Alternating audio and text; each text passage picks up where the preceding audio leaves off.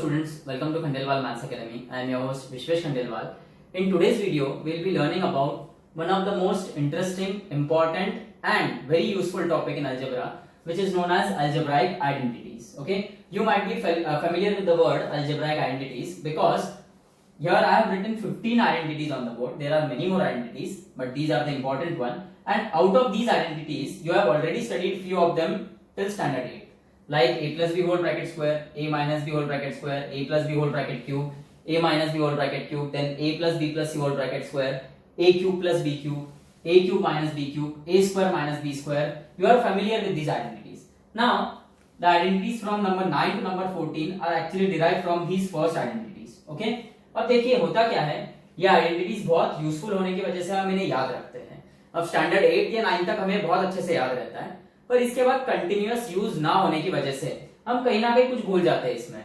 जैसे कहाँ प्लस की साइन आएगी, कहाँ माइनस की साइन आएगी, बाद में इनके पावर और ये जो इंडेक्स या पावर हम जो बोलते हैं ये हम भूल जाते हैं कि 2 कहाँ लिखना है, 3 कहाँ लिखना है. ओके, सो अब क्या है, आज के वीडियो में हम सिर्फ ये आइडेंटिटीज देखने नहीं वाले हैं. ओके, ये 15 आइडेंटिटीज मैंने लिख ली और आपको बोलूंगा लर्न कर लो, इतना ही नहीं है.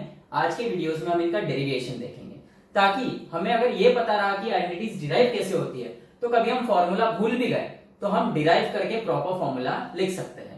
सो आप एक काम कीजिए, ये जो 15 आइडेंटिटीज है, पॉज कीजिए वीडियो और ये 15 के 15 आइडेंटिटीज लिख लो, ताकि उसका जब डेरिवेशन हम देखेंगे तो आपको फॉर्मूला ऑलरेडी पता रहेगा. ओके, देखिए हम डेरिवेशंस देखने वाले हैं, तो डेरिवेशंस में हम दो मेथड्स देखेंगे. एक तो जनरल मेथड है और एक ट्रिक है. ओके, इनको याद रखने की, आइडेंटिटीज याद रखने की एक ट्रिक है. तो पहले जनरल मेथड देखते हैं. अब देखिए a plus b whole bracket square है. As you all know कि 5 square is written as 5 into 5. So a plus b whole bracket square is written as a plus b into a plus b. अब ये multiplication आपको आता है, आप standard 8 में देख चुके हो. फर्स्ट ब्रैकेट का first term into second bracket होगा और फर्स्ट ब्रैकेट का second term with sine into second bracket. अब मल्टीप्लिकेशन कैसे होगा, a into A square plus a into b ab plus this a into b ab plus into plus b into b square. अब देखिए ये है a square ab like terms है, इनके coefficient यहाँ पे कुछ नहीं, मतलब 1, यहाँ पे भी 1, तो ab plus ab यानी 1 plus 1ab plus 1ab will be actually 2ab. Okay, so this is the derivation of a plus b whole bracket square. वैसे ही a minus b whole bracket square का डेरिवेशन हम देखेंगे. Now see, a minus b whole bracket square will be written as a minus b into a minus b. Okay, same जो यहाँ पे process use हुई थी, first bracket का first term into second bracket and then first bracket का second term with sign लेना into second bracket. Now see a into A square minus a into B ab minus b into a again ab minus into minus plus b into b square. So ये होगा a square. Now minus ab like terms है, coefficient 1 1 है, minus 1 will be minus 2 क्योंकि minus minus plus होता है और sign minus की आती है. So this will be a square minus 2ab plus b square. So ये है आपका a minus b whole bracket square का आइडेंटिटी. Okay, now हम a plus B whole bracket cube और a minus B whole bracket cube की identity देखेंगे. उसके लिए इनका यूज होने वाला है.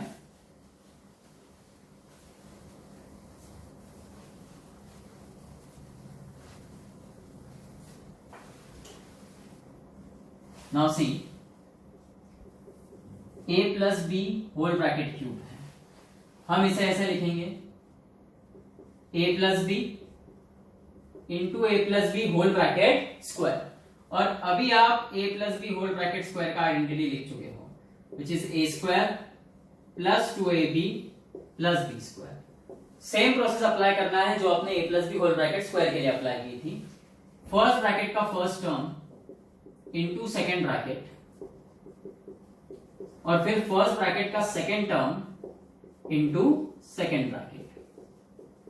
अब देखो a into a square will be a cube plus ये 2 a into a square into ab plus a into b square is ab square.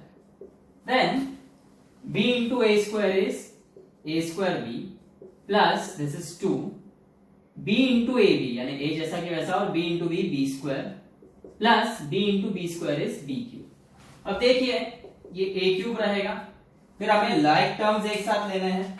अब यहां पर आप देखोगे तो 2a square b है और a square b है, बराबर 2a square b और a square b। यहां पर a square b का कोएफिशिएंट 2 है और यहां पर 1 है, so 2 plus 1 will be 3a square b। next is ab square and 2ab square, so ab square plus 2ab square will be 3ab square plus b cube, so this is a plus b whole bracket cube। next is a minus b whole bracket cube का identity, जिसे हम लिखेंगे a minus b into a minus b का square. now here it will be a minus b square यानी a square minus 2ab plus b square। Process वही रहेगा, first bracket का first term into ये second bracket और next first bracket का second term with sine into second bracket. Now see here a into a square is a cube minus ये 2 a into a square और ये into b plus a b square minus a square b minus into minus plus ये 2a और b into b b square minus into plus minus और b into b square is b cube। अब ये हो जाएगा आपका a cube। Like terms हमें साथ में लेने हैं, minus 2a square B minus a square B. अब देखिए दोनों ही a स्क्वायर बी है, एक का कोएफिशिएंट -2 एक का -1 है, माइनस माइनस प्लस होगा पर साइन आएगी माइनस की, तो -2 - 1 इज -3 और ये a square b। Then a b square and plus 2ab square which will be 3ab square minus b cube, so this is the identity for a minus b whole bracket cube। अब next जो है वो हम देखेंगे a plus b plus c whole bracket square का identity कैसे derive हुआ है।